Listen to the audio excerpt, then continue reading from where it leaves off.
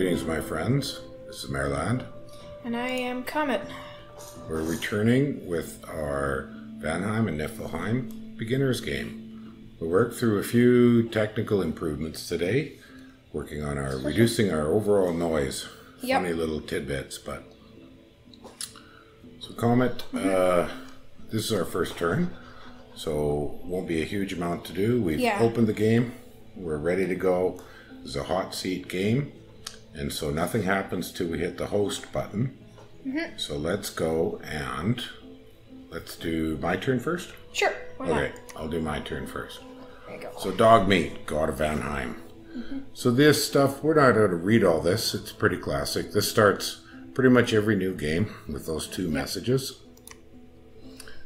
Okay, having a look around, my pretender's awake. So he's pretty tough. He's got fear, and I went and paid for recuperation. Do you remember we discussed what recuperation does? Okay. Then other special abilities, nature magic gives him supplies. Forest survival was built in, I believe, to him. He's a berserker. That could be kind of crazy. He's also stealthy, and he's got the quickness from the bless. Now, an interesting thing in Dominions 5, it's new. Pretenders are blessed when they're in their own dominion. Oh, really? As long as they have positive candles, they're blessed.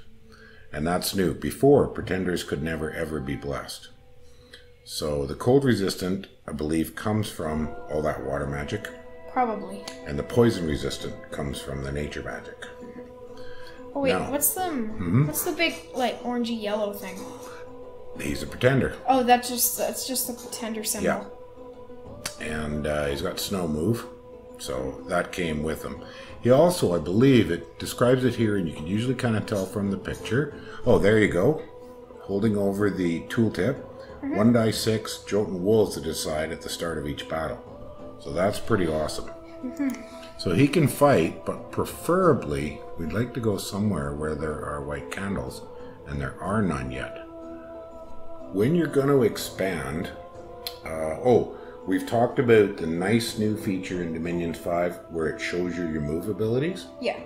There's another nifty thing I just found out about. Push Control plus M. Control M. It shows you how many move points to move to each location. Oh, that's handy. That is handy, isn't it? There's a throne right next to you. Yeah, that's always a problem. So his move points, his map move are 22. So he can probably move a long way. But I believe you could still only move one offensive move, one province offensively per turn, no matter how much your move would allow. If it's your own provinces, you can move 3, 4, whatever your movement allows. But notice here, even the 999, I think this is smart enough to kind of know who you're looking at. So he can't swim. Yeah. And the new lines, the green lines, showing you easy move. Yellow, I guess, being a little bit tougher move. And then the blue means only swimmers because we're summer. In winter, that will freeze over and you can go across it. And then, so those are handy things to note. Something else is always worthwhile to think about the map filters you want to use. I personally like, we didn't have candles on. Well, we want that on. Oh, yeah. And I like income box on. I find names a little much. Okay.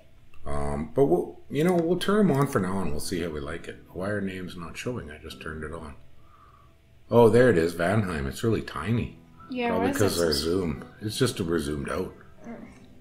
And so it looks like we have no positive candles around us anywhere. Well, you have one at the throne, but yes. I don't know if you really want to attack that place right now. No, I don't want to attack a throne.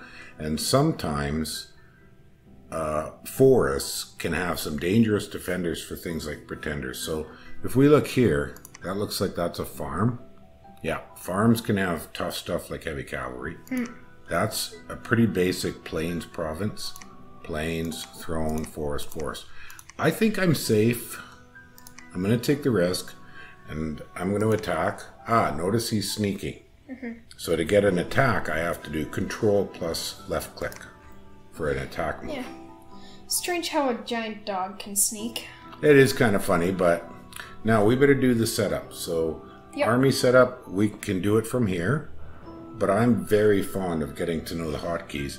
If you press Shift and question mark, Shift question mark. yeah, there's all the hotkeys. Oh. Now we could go over these, but we'll get used to these over time. Yeah.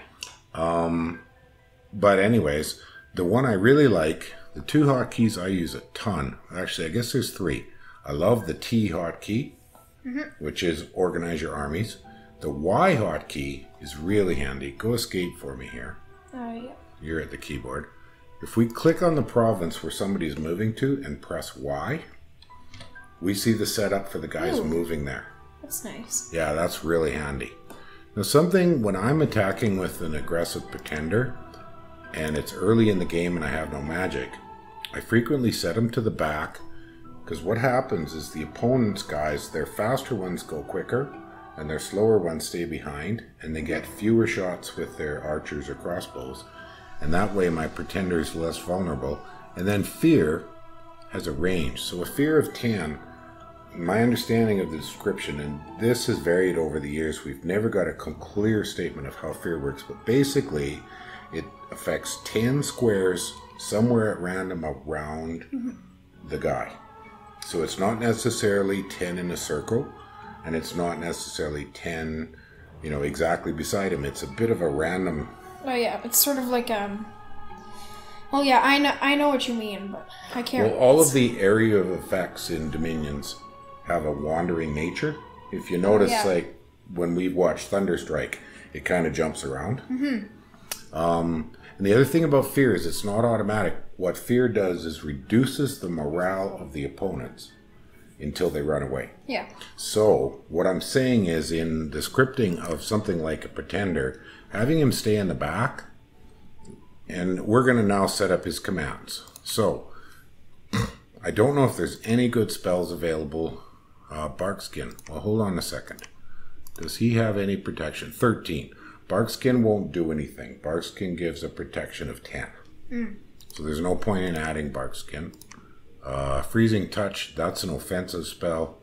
Not terribly useful. Sleep Ray, yeah. Resist Poison, Eagle Eyes. He's already got Resist Poison. Eagle Eyes improves your accuracy, but I'm not going to use him to cast spells. I'm going to have him attack. So I think I'm going to have him hold for 4 and then attack. I think that was 5. 5. Oh. Sorry. Yeah. Hold for 5 and attack, because there's none of those spells are terribly useful to me. Barkskin is a good spell on somebody with no protection. It gives a protection of 10, which is armor, but it also gives you a weakness to fire. Because it makes your skin like a tree. Okay, and that's that. And then I've got a choice now. I can either make my Good Log, my first commander, into my prophet. It's always good to have a prophet. Yeah. What a prophet does is gets you a Holy 3 mage. There's great spells there. But the most important thing, prophets actually natively spread your dominion by doing nothing. Oh. And I'll show you where you see that. If you click on Temple, some great information here. Your chance to spread dominion is 80%. It comes from dominion strength, provinces that have dominion, a number of temples, and then the god also has a spread of 3. And so I've got a total of 5 spread chances. Adding a pretender, I think, adds another 3. We'll watch that. Or, sorry, not a pretender, adding a prophet. So these are auto. So this is the number of chances for your dominion to spread around you from where you have it. And then this is its chance of success. It's kind of complex, but basically the more temples, the more prophets, and having an awake pretender, you spread your dominion quicker. Yep. And in dominions, you can win by just conquering the world with dominion without conquering physically. Yep. Okay, you knew that. So I'm going to go for making a prophet out of my commander. Some people like to prophet the scout. I don't. I don't know what profiting the scout does. Not. Same thing, it's a prophet, but the advantage is you've got a sneaky prophet that can hide underneath somebody's army and preach away. Oh, yeah. Stealth preaching is a kind of advanced technique. I'm going to do a bit of an advanced technique here. I'm going to use the scout to aggressively probe. So I'm going to put him right in the back. So to set your guys up, you click in this box. Yep. And I'm going to go on retreat. And I'm going to give him a move attack order into this farm. Oh, I can't go there. I can't get across Yeah, you the can't river. swim. Okay, I will move attack into this forest here. Yeah. And that will let me have he'll retreat before, hopefully he gets killed. But it'll let me see exact details of who's there. Mm-hmm. Clear enough? But if he's sneaking, you won't see exactly what's there. We'll just see I'll like see that scout report. And scout reports have an inaccuracy of 50 to 200% of what it really is. So they do vary.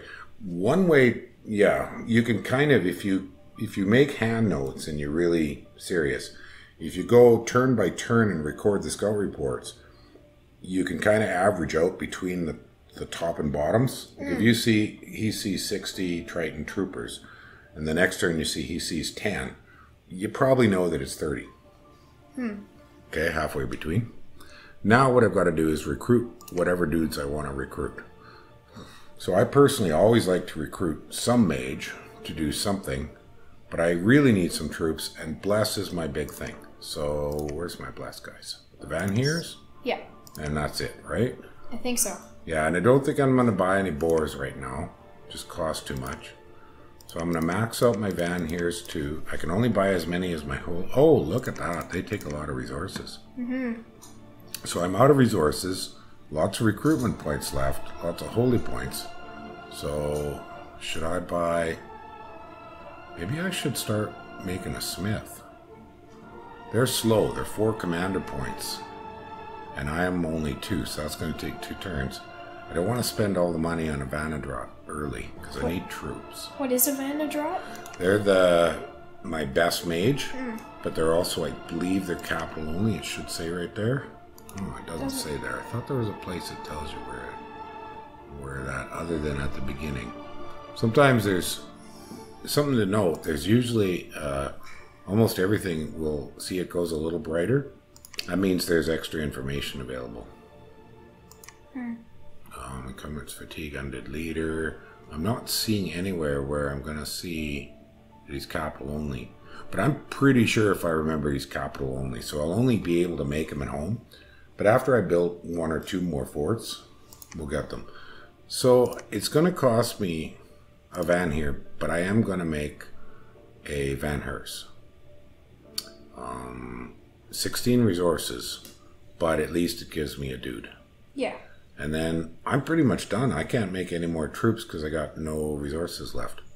Actually, well, wait a minute. I could make 1 boar. Yep. And that's not a bad idea. Not a bad idea at all. 1 boar, 2 of those dudes, I forget what they're called. Vanheer. Vanhere. I think it's Vanheer. It could be Vanhere. It could be. These are Scandinavian names, so I'm no expert on them. I think I'm done. That looks good to me. All right, it's you. Let's do it. Boop. Now you've got some pretty tricky cost decisions to make. Very. Now, the neat thing for you, this is a giant scout. So he's actually worth prophetizing because he'll get your regen blast. Oh yeah, I guess so. Yeah, so he potentially, with 32 hit points and regeneration, he could potentially take a weak province on his own. Really? Huh. Potentially. So you might have a different choice here. You might very much want to consider making him a prophet because he's a giant scout and tough enough to actually take things. See V here, if you right click, he's an ordinary Jotunhearst. He's sacred, but he can't bless himself because he doesn't have any holy levels. Yeah. That's kind of awkward. I always hate those kind of units. See, your scout's sacred too, but that's more or less useless because he can't bless himself. And who's going to send a commander with a scout? Yeah. Because then he can't sneak. So I don't know. It's up to you. But in your case, because of that pretty powerful scout, I'd probably prophet him. Okay. Okay, so give him an... you click... You can click on... Yep. That. Become prophet. Perfect. Now the other guy... If we go to army setup... army setup. Mm-hmm. He could probably take a province on his own, because those are giant javelinists down on the bottom. These are your Jotun spearmen. These are spearmen. Yep. Yep. You got it there. There we go. Javelinists. So he's got 2 shots with javelins, range 20, 22 damage. That's pretty good. That's pretty good. So you've actually got a good chance of doing some real valid damage there. You might be able to take a mild province on your own. Although, I would probably choose to wait a turn till your first scouting reports. Okay. That's the conservative way. So, for now, your V here, your Jotun Hearse, under your give him orders, if you exit here, yep. I would simply tell him to patrol 1 turn. Ooh, left click there. Yeah. Patrol province. It won't really do anything. Patrol removes unrest. You don't have any. If you look up there, your unrest is like the torch. But it's still a worthwhile thing to do. Now we got to buy what we're going to buy. So you can either go to recruit units or hit R. So you're not going to be able to afford a Niffle Jarl yet. No way. But you probably want to buy a mage. On the other hand, yeah, so looking at your costs, Scratties are 4 commander points. That's pretty slow. You might want to buy a Gija. Yeah. I think a Gija would be worthwhile. Always a good option. And then you're going to buy a giant because you can. You can only afford 1. And you might be able to buy a javelinist. Nope. So you're done. 30 gold. The only thing I can buy is a militia, but I don't think that's really worth it. They're not bad. 26. Now you have a choice here. You could reinforce your starting army with some dudes to make it last a little longer, rather than buy a Jarl yet. Mm-hmm. So rather than buy a giant. See, another way you could start this whole thing is save your money. Just buy a scout. Actually, you'd buy 2 scouts, because they only are 1 commander point apiece. And then these are about my favorite guys for your basic expansion, because they got a nice axe. They're big. They're pretty good protection. Everything about them is quite strong. But the advantage is the javelins help solve the problem of, I think we talked about, being size 4. 1 square on the battle can hold 6 size points. That's only 1 4-size guy. Yeah. So when he fights humans, he's going to have 3 humans against 1 of him. The javelins even that out a lot. So if it was me, this first turn, I would buy as many javelins as you can get. And then just buy scouts. And let's do that. Okay, it's a bit of a conservative solution, but good. We're done. Yep. You can hit end turn, either click the button or hit E. Yeah, and then go host. Everybody's processing. That was quick. Yeah, it was. So let's do my turn, because I've actually got to fight. So what happened here? Battle in Grey Mercs. That was my scout. Oh, this is pretty easy. Lion Tribe Archers and Lion Tribe Warriors. They're pretty wimpy. Yeah, I seem to remember that they're not that great. Well, they've got a decent shield. It's not too bad. A parry of 3 and a javelin, but no armor whatsoever. They have no armor. Oh yeah, they would just evaporate. Yeah. Well, they evaporate pretty fast to any archers. Also, they're undisciplined. Oh yeah, so they can't really do much. You can't give them any orders. Well, they'll fight just fine. Oh yeah. And then the Lion Tribe Archers are pretty basic short bows, which in early age that we're playing, there's a lot of unarmored dudes in early age. And the Witch Doctor, not a big threat, nature 1. So nothing much to be too concerned about. There's a couple of spells in nature 1 that might do a little bit of harassment. But let's see what happened with my Son of Fenrir. And he won. Notice he only killed 2. This is how many he killed. They must have all run away. Oh, and they killed 3, so they must have killed all his wolves. Basically, he won by fear. I'd like to watch it. You want to watch it? Sure, let's do it. All right. Viliveros. Or Viliveros. So there it goes. I haven't looked at these guys. Can you hit the space bar for pause?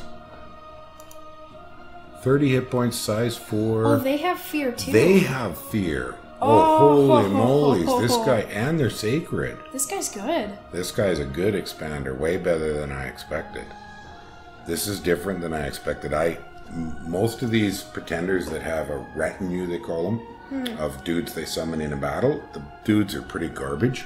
These guys are pretty awesome. They're great, yeah. 2 attacks, huge damage, huge They attack. have regeneration. That's recuperation. Or no, recuperation. Yeah. So let's just finish watching this. I'm going to speed it up a bit, I think. Oh, far out. No wonder I won. Oh, and they're berserkers too. See, they went Oh berserk. yeah, look at him. Oh, that's pretty amazing. Yeah, I can see why I won. Because now, if we take a pause here, we start looking at some of these guys. Some of them might have their morale dropped from the fear. So far, no. 11, 11, 11. I don't see any effects of fear yet. Maybe here. Damage shield. Huh. Wonder what did that. Oh, there's a guy. His morale got dropped by fear. So it is working. And then they're shooting like crazy at my pretender and doing nothing. Then he's got protection of 13 makes him pretty much immune to these are just short bows. Oh, and now and they ran away. I bet they were all scared away just by that one wolf. Awesome. Pretty much. Yeah, 9 damage has a very slim chance to penetrate 13. Here comes the big guy. There you go. Oh, He took a little damage, and he berserked. Yep, he went berserk. Look at that, though. Defense is 0, but his attack is 20. It's pretty funny. Oh, his protection went up. Up to 20. Yeah. Oh, yeah, well, it's +7 berserk, so that's 7 on 13. Oh, so now he's invincible. Wow, These guys. Pretty much. Hey, that's a way better pretender than I thought it was. But you know, he did take a little bit of damage. He did, yeah. He went down to 111. Yeah. Oh, they're using lances. That's why the light lance has a somewhat of a chance. Hey, that was pretty cool. All right, the Q button, if you want, exits. And then we've looked at my battles, the proclamations. We know what those are, that you can click on one if you want, but that's people making profits. Oh yeah, that's just profits. Okay. So, not sure how long we've been recording. Well, now we know who else we're fighting. We're fighting Atlantis, and Earlier. Yeah, everybody has trouble pronouncing that. I think it's Rillier. But some people call it Riley. I think it's Rillier. Because the apostrophe means like a little pause. So, but it's alien Cthulhu languagey stuff. Yeah, so maybe nobody really knows. Exactly. It was all H.P. Lovecraft wrote in his books. So, and I don't think he ever gave TV interviews or anything because it was in the early 1900s. Yeah, I doubt even he knows how to pronounce it. Maybe not. He had all kinds of strange words that came out of the. So that was excellent. Oh, look at all your dominion spreading. So I'm thinking, oh, that was nice. I'm thinking, we had a good chat, but I'd rather the videos aren't too long. Should we stop here, come back, and repeat? All right. Let's stop. All right. Well, folks, hope you enjoyed this episode. And just to let you know, we're trying to improve quality each episode, but it's taken us a little time, a lot of new technology. Yeah. I'm going to give a shout out to Open Broadcaster software, and currently we're editing in VideoPad, the free version. Pretty effective. Yep. All right. So far. Thanks a bunch. See you later.